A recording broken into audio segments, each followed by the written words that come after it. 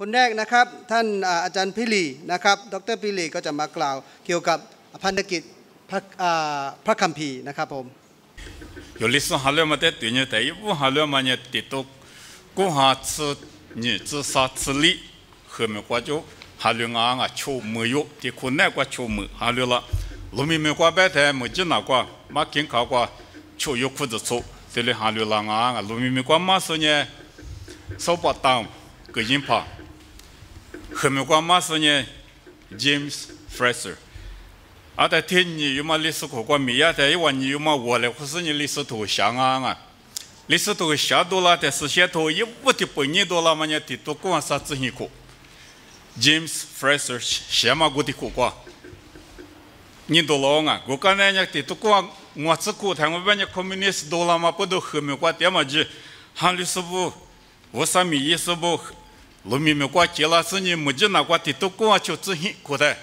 可是了啊，这得不头了你多是我啊，我讲呢，他们国家他哪怕一些有时一啥呀，我得怎么我来或是的话写对嘛呢？的话说的图片嘛，挂不他们的都关系自己过，提了不大不安啊。但我之前呢，哪怕一些的我的话么嘛呢，的都过是自求苦。我谈我啊 ，CBA 挂妈咪说的，因为我老是你提课里头头里马个啷啊，我讲呢，提到过国之前，可能呢，历史我挂比妈咪说些电影下来的，别么不都一笔头我谈呢，米就白个了啊，你挂起我，他提到过呀你都吃过的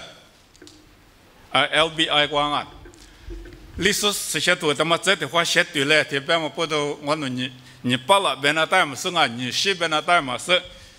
你都吃过个别不都是你都吃啥过的的，你给我啊三亩半，我睇阿们三亩半你跟阿们后面我带队那么个想啊，提半年带队了，我的话带嘛吃就不的话带着他那有没了，在刚才后面我带就下到嘛不都后面我嘛历史部别嘛呢。后面过年多啊，不行啊！后面过年我把你后面过立过没带就到，一亩多没记就到，对了干嘛不都提到过啊？俺你多吃过苦，我那的过光啊，嘛怕在地方那边俺后面过年多俺们的话写对个嘞，别嘛不都我那我来胡个台，人家去你 LBI 过去了嘛巴拉啊，我的话面那都撇到就嘛不都人家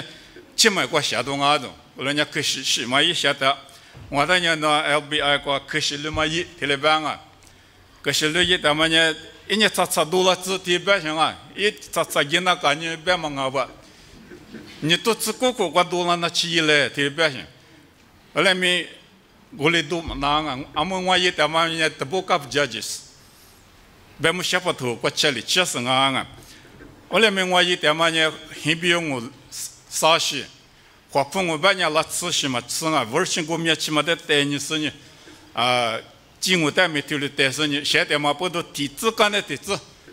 还得资料下去叫俺家面了下去叫别嘛见面，对了现在的嘛不都咋给的呢？这不搞不解决是别么下巴头过来，确实啊，我来面呢也嘛是还得我也得过节的，我们得么也各下对你行啊，嘛都里里是嘛不都嘛是的，是哈个的呢，也可别啊。我来没我没给我姐嘛把多少万呢？就是呢，嘛把那几个阿妹，刚才是过嘛多了嘛没别去，他妈呢几多了过去，晒得多我别一带多了，咱们去个我们不都嘛把一嘛第二边阿妹，贴不了多了过去，对了，晒得那么一带咱们他妈不都一个了，明年过来晒得多我啊，当听我不用想啊。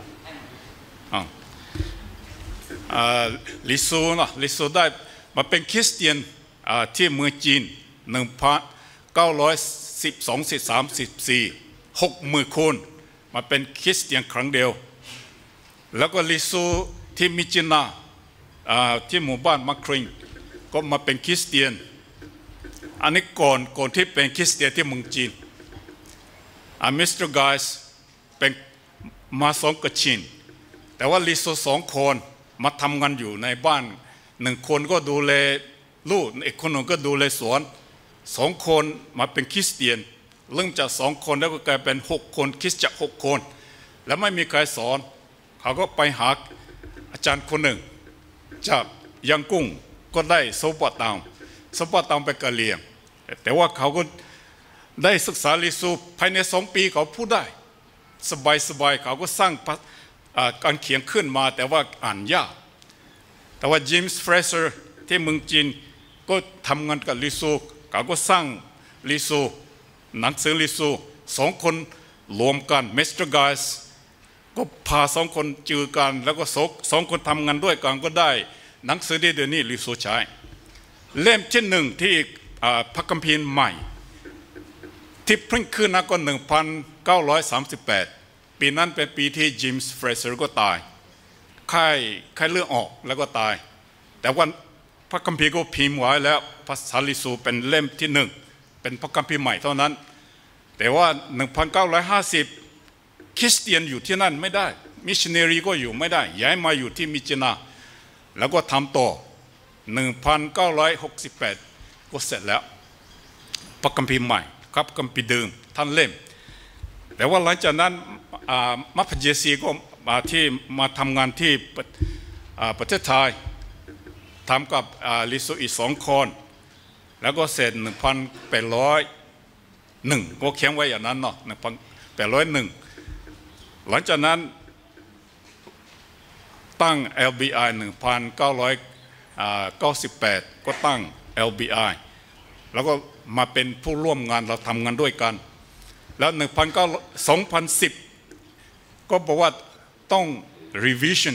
อีกครั้งหนึ่งต้องแปลอีกครั้งหนึ่งแล้วก็เรา2 คนทำงานด้วยกัน3 ปีกว่า2013ก็ได้พิมพ์ 30,000 เล่มแล้วก็เจ็บไปพม่าเจ็บไปเมืองจีนและอินเดียแต่ว่าที่ประเทศจีนเนี่ยเอาไปหลายเล่มไม่ได้เพราะฉะนั้นคริสเตียนที่อยู่ที่เมืองจีนก็ขอว่าอย่าจะพิมพ์ที่เมืองจีนถ้าพิมพ์ที่เมืองจีนก็เอาไปที่ไหนก็ได้เอาไปเยอะๆก็ได้แล้วก็มาขอที่อาจารย์เจสซี่แล้วก็อาจารย์เจสซี่ก็ตกลงว่าจะ revision อีกครั้งหนึ่งจะแปลอีกครั้งหนึ่งถ้าว่าผิดไปก็มีไม่ถูกก็มียังมีอยู่เพราะฉะนั้นเราตกลงกัน2019เดือน7แล้วก็เริ่มใหม่อาจารย์เจสซี่ก็บอกว่าให้เสร็จภายใน2019แต่ว่ามันเป็นไปไม่ได้แล้วก็อาจารย์เจสซี่ก็ทำพระคัมภีร์ใหม่ก็ให้ผมทำพระคัมภีร์เดิมแล้วผมก็อยู่ที่ LBI ทำอยู่อันนี้ผู้วินิจฉัยเท่านั้นเล่มที่7ผมก็ไปถึงที่เล่มที่7แล้วเพราะผมไปช้าๆเพราะว่าใช้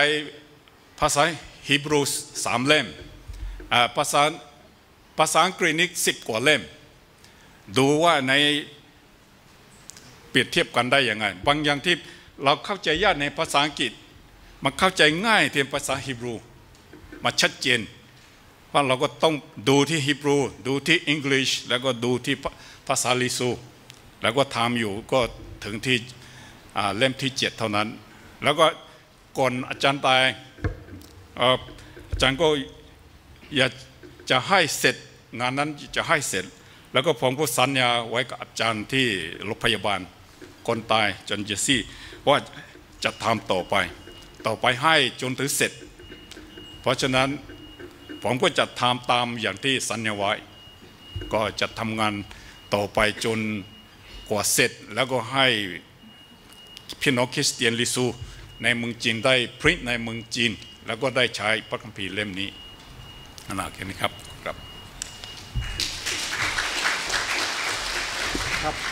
ขอบคุณท่านอาจารย์นะครับ